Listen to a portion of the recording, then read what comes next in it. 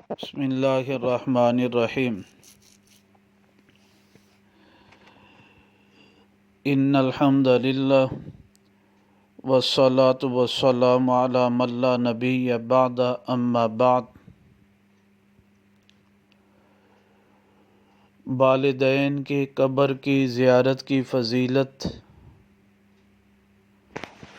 جمعۃ المبارک کے دن حدیث مبارکہ میں بہت زیادہ فضیلت آتی ہے۔ یہ حدیث مبارکہ جو بیان کرنے جا رہے ہیں المعجم الصغیر لطبرانی صفحہ نمبر 659 ہے، رقم الحدیث 955 ہے۔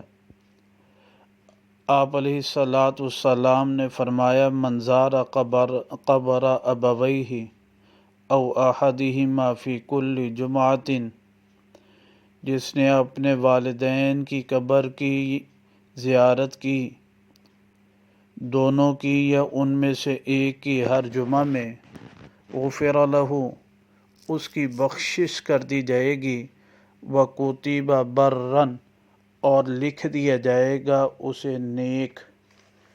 یہ حدیث مبارکہ المعجم الاوسط میں بھی منقول ہے، جلد نمبر 4 صفحہ نمبر 321 ہے، رقم الحدیث 6114 ہے۔ یہ حدیث مبارکہ دونوں کتابوں میں موجود ہے۔